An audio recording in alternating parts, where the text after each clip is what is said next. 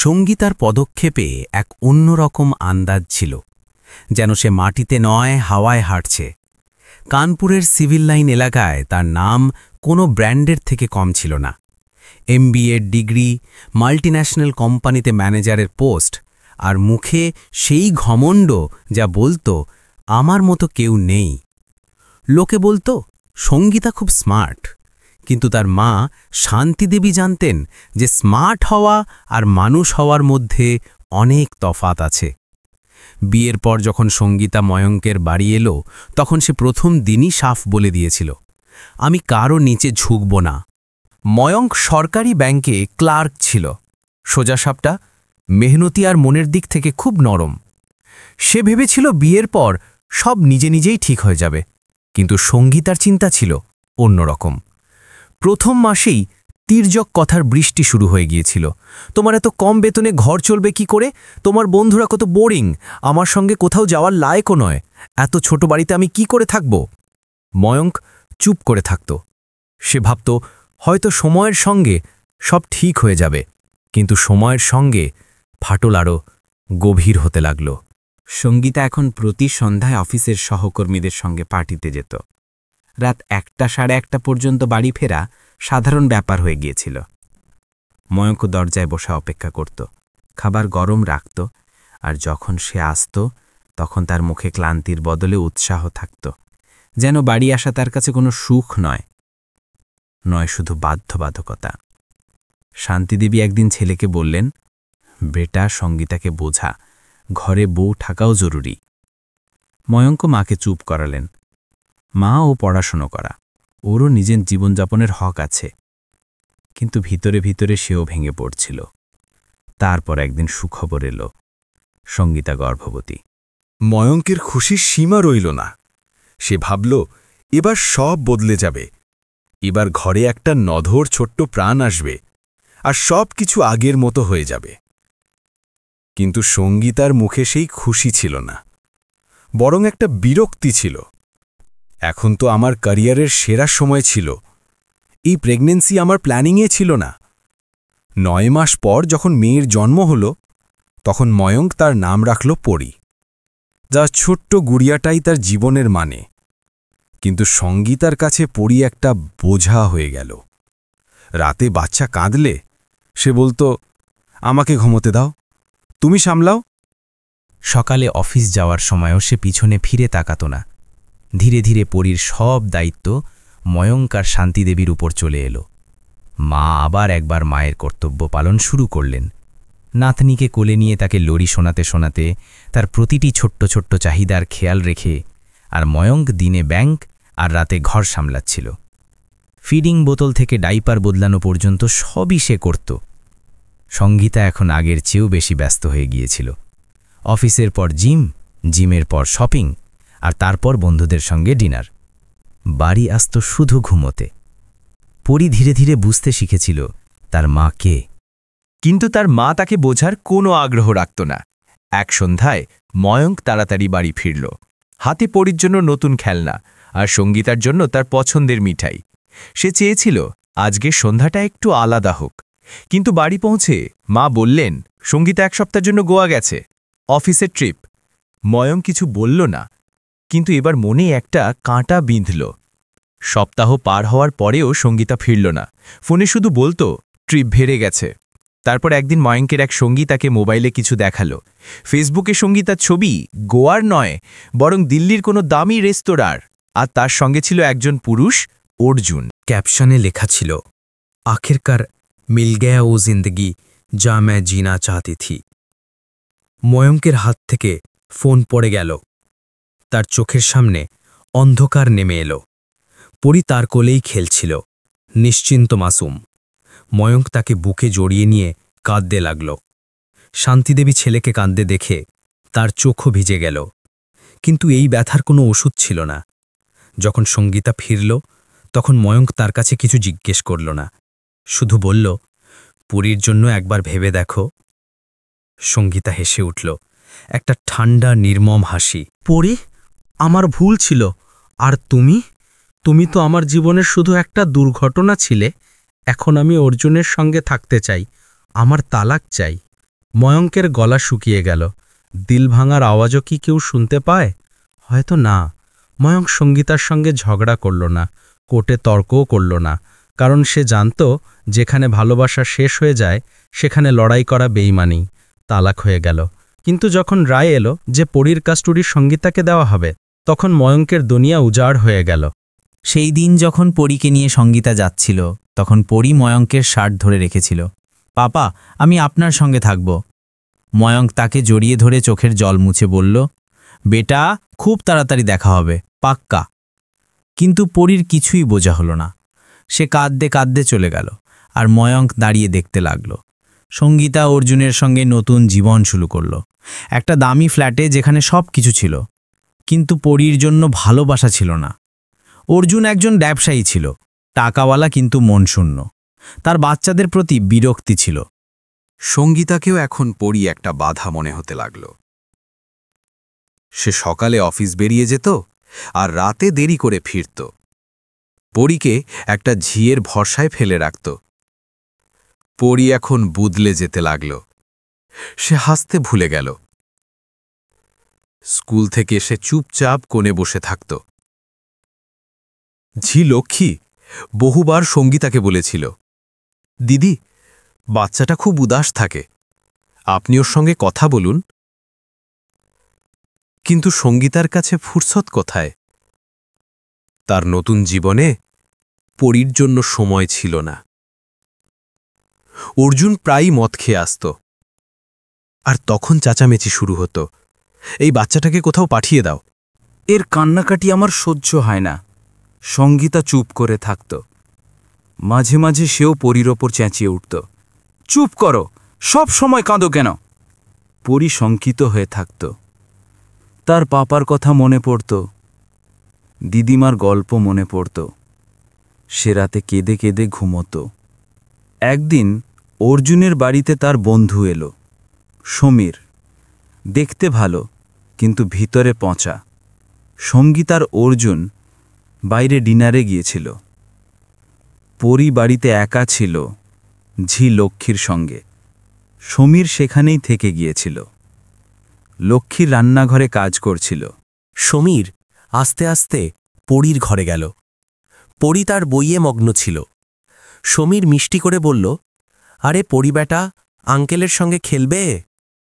পরী মাসুমিয়তায় হ্যাঁ বলে দিল। সমীর তাকে কোলে তুলে নিল, কিন্তু তারপর তার হাত ভুল জায়গায় যেতে লাগল। পরী অদ্ভুত লাগল। সে হাত সরানোর চেষ্টা করল। সমীর আস্তে বলল, চুপ করো, কাউকে বললে। 6 বছরের বাচ্চার কি বোঝার ক্ষমতা? সে শুধু শিউরে উঠল। লক্ষ্মীর কেমন যেন সন্দেহ হল। সে দৌড়ে এলো। সমীর ঝট করে পরীকে নামিয়ে হেসে বলল, বাস, এমনি খেলছিলাম। কিন্তু লক্ষ্মী পরীর মুখে ভয় দেখল, তার চোখে জল ছিল। সেই রাতে লক্ষ্মী পরীকে নিজের কাছে শুইয়ে আস্তে জিজ্ঞেস করল, বেটা, ওই আঙ্কেল কিছু করেছে? পরী মাথা নাড়ল, তারপর কেঁদে বলল, দিদি, আমার ভয় করছে। লক্ষ্মীর রক্ত টকবক করে উঠল, কিন্তু সে জানত সঙ্গীতা তার কথা শুনবে না। তাই সে একটা সিদ্ধান্ত নিল। সে চুপি চুপি ময়ঙ্কের নম্বর বের করল, যেটা একবার পরীর ডায়েরিতে লেখা দেখেছিল। পরের দিন সে ময়ঙ্ককে ফোন করল, স্যার, আমি লক্ষ্মী বলছি, পরী বেবি ঝি, আপনাকে তাড়াতাড়ি আসতে হবে, পরী বেবি বিপদে আছে। ময়ঙ্কের বুক ধক করে উঠল। কি হয়েছে? আমার মেয়ে ঠিক আছে তো? লক্ষ্মী ভয়ে ভয়ে সব বলে দিল, সমীরের কথা, সেই রাতের ঘটনা। ময়ঙ্কের হাত পা ঠান্ডা হয়ে গেল। তার চোখের সামনে আবার অন্ধকার। আমি এক্ষুনি আসছি। ময়ঙ্ক ফোন কেটে শান্তিদেবীকে সব বলল। মা কেঁদে ফেললেন। হে ভগবান, আমার পরীর সঙ্গে কি হচ্ছে? ময়ঙ্ক সোজা পুলিশ স্টেশনে গেল, কিন্তু সেখানে হতাশা ছাড়া কিছু পেল না। ইন্সপেক্টর বললেন, দেখুন, বাচ্চার কাস্টাডি মায়ের কাছে, আপনাকে কোর্টে যেতে হবে আর প্রমাণও লাগবে। ময়ঙ্ক বুঝল, এখন শুধু আইন নয়, প্রমাণের লড়াই লড়তে হবে। সে লক্ষ্মীর সঙ্গে কথা বলল, দিদি, আপনি পরীর খেয়াল রাখবেন, আমি কিছু করছি। লক্ষ্মী সাহস দেখালো। সে নিজের ফোনে রেকর্ডিং অ্যাপ বসালো। পরের বার যখন সমীর এলো তখন লক্ষ্মী তৈরি ছিল। সে চুপি চুপি রেকর্ডিং চালিয়ে দিল। সমীর আবার সেই চেষ্টা করল, কিন্তু এবার লক্ষ্মী তৎক্ষণাৎ দরজা খুলে চেঁচিয়ে উঠল, "কি করছো?" সমীর ঘুবড়ে গেল, গালাগাল দিয়ে চলে গেল। কিন্তু সব কিছু রেকর্ড হয়ে গিয়েছিল। লক্ষ্মী তৎক্ষণাৎ ময়ঙ্ককে পাঠিয়ে দিল। ময়ঙ্কের হাত কাঁপছিল। যখন সে সেই রেকর্ডিং শুনল, সে ফুঁপিয়ে কেঁদে উঠল, "আমার মেয়ে, আমার মাসুম মেয়ে!" এবার সে আর চুপ করে থাকবে না। এবার সে লড়বে নিজের মেয়ের জন্য। পরের দিন ময়ঙ্ক সোজা হাইকোর্টে পৌঁছল। তার হাতে প্রমাণ ছিল, রেকর্ডিং, লক্ষ্মীর বয়ান, আর সবচেয়ে বড় প্রমাণ পরীর ভয়। সে জরুরি ভিত্তিতে কাস্টাডি বদলের আবেদন করল। উকিল বললেন, ময়ঙ্কজি, এটা সহজ হবে না, কিন্তু আমরা চেষ্টা করব। কোর্টে শুনানি হল। বিচারক রেকর্ডিং শুনলেন। সঙ্গীতা সেখানেই দাঁড়িয়েছিল, কিন্তু তার মুখে লজ্জা ছিল না, শুধু অস্বস্তি ছিল।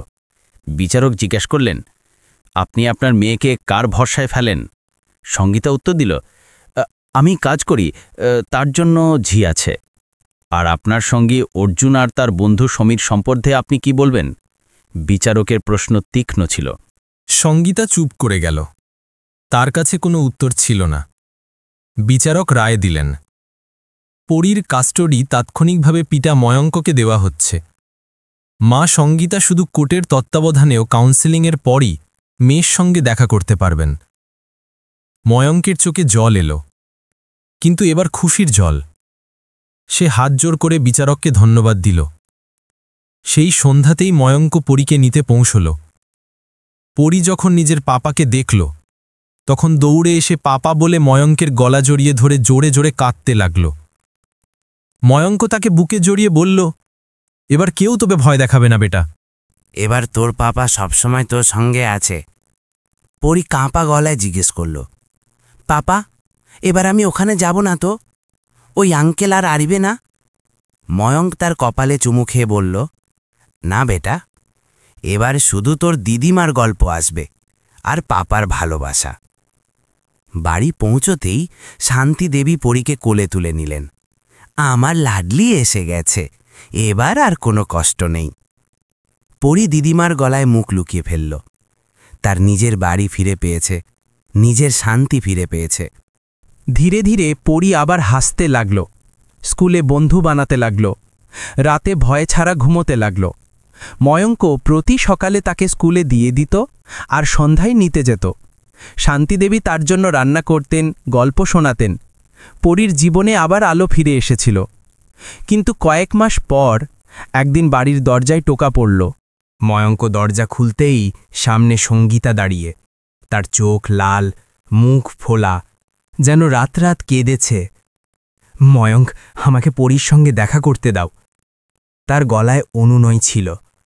ময়ঙ্ক কঠিন গলায় বলল, কোর্টের আদেশ ছাড়া না। তুমি তোমার মেয়ের ভরসা ভেঙেছ সঙ্গীতা, ও এখনও ভয় পায়। সঙ্গীতা হাঁটুতে বসে পড়ল। আমি ভুল করেছি, খুব বড় ভুল করেছি।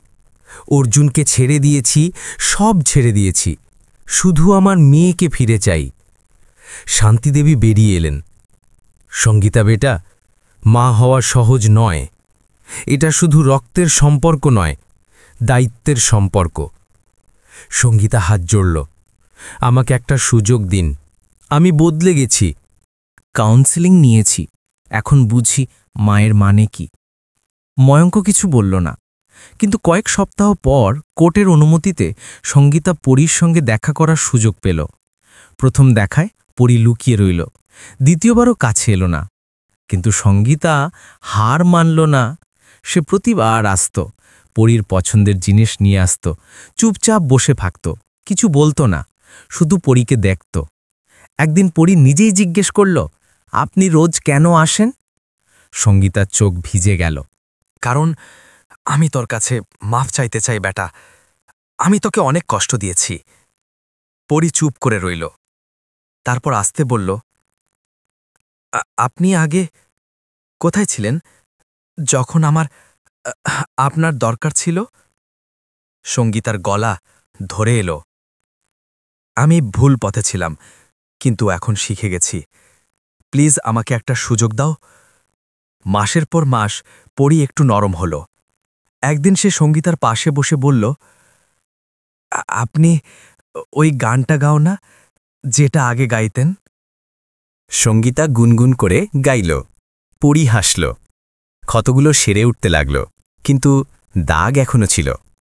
ময়ঙ্ক আর সঙ্গীতার মধ্যে সেই সম্পর্ক আর ফিরল না, কিন্তু পরির জন্য দুজনে একসঙ্গে কাজ করল।